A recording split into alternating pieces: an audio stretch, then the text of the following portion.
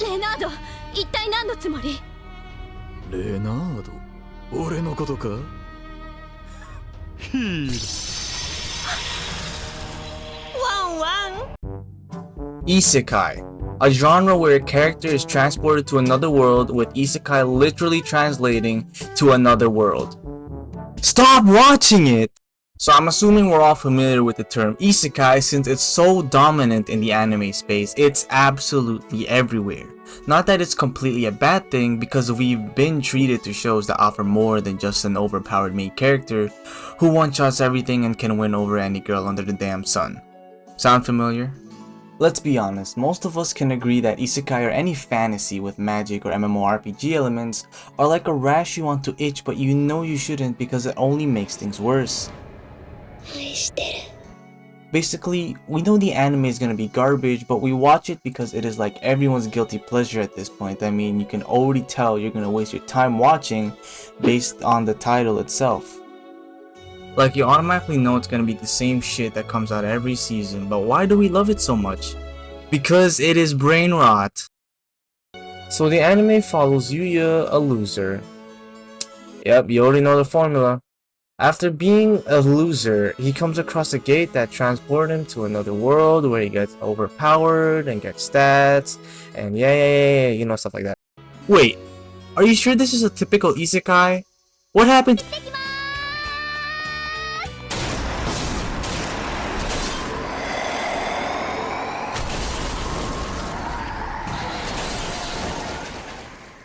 Yeah, I think they tried to be original. Yeah. So the episode kicks off with our guy mustering up the guts to stand up to some bullies to save her. Naturally, he gets absolutely demolished. Then we get a peek into the very original backstory the writers slapped together for the MC. I'm talking about bullied for no reason, disowned by his parents for God knows what, and you know, the typical whole cliche package. Wait, whoa, wait.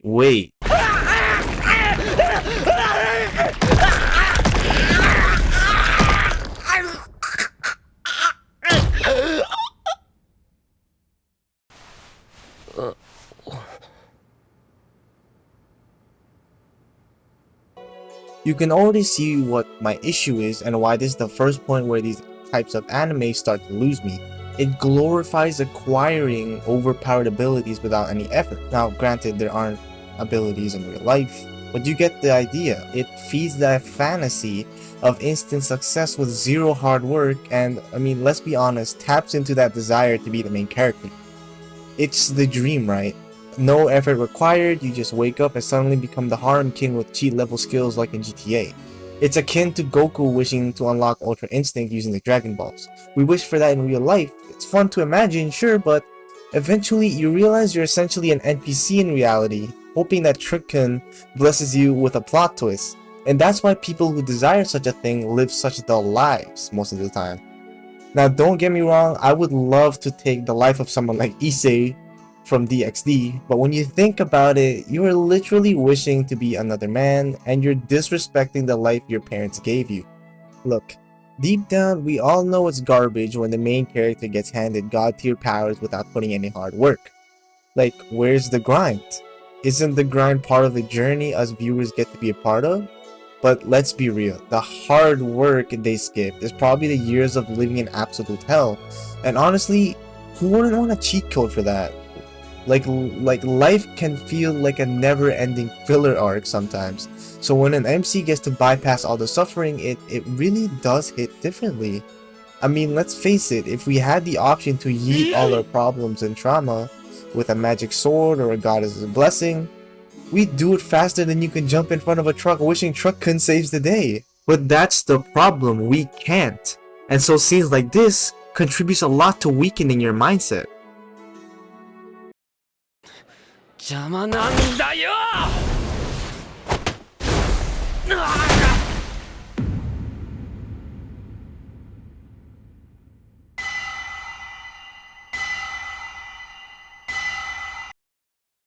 Oh my god, what is this Bollywood head ass?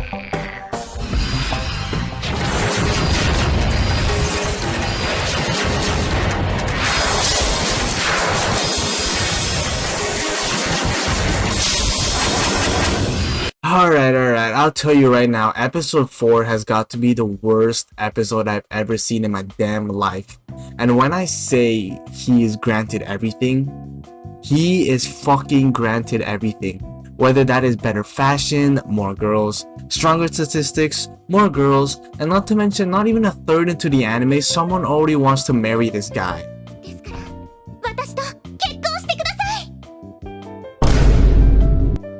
And not just that, yeah, he just has to have the biggest dick writers as background characters.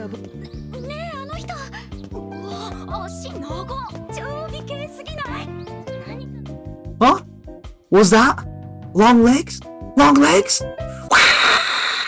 That was a shitty Minecraft spider impression. Alright, buckle up folks, because I've got to vent about my utterly uneventful time watching this. I mean, seriously, what were they thinking?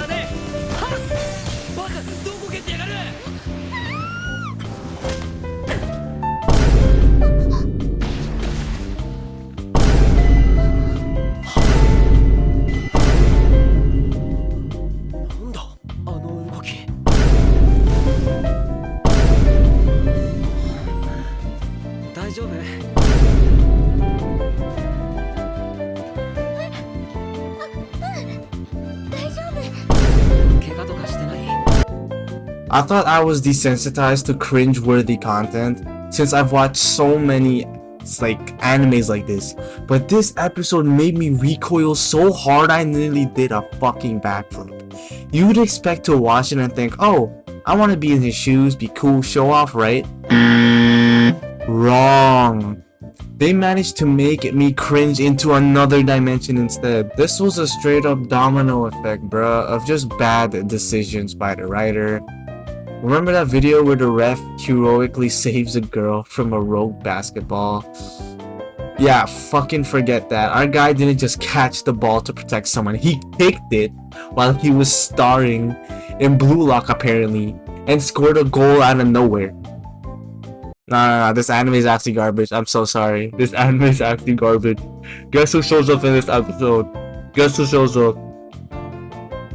The freaking Tokyo Manji gang and Mikey Bear. Toman pulls up, and they've got the most sleep-inducing villains imaginable with them. Not to mention their motives have less substance than a bowl of air, and the animation quality? Let's just say I've seen smoother transitions in a PDF slideshow. So now we've got our cliche damsel in distress all set up, and step 2 is, of course, saving the princess. After almost chickening out, our hero not only musters up some courage, but apparently grows titanium steel balls because he jumps from the 4th floor and speed blitz Mikey and his gang in the most boring and over the top way possible.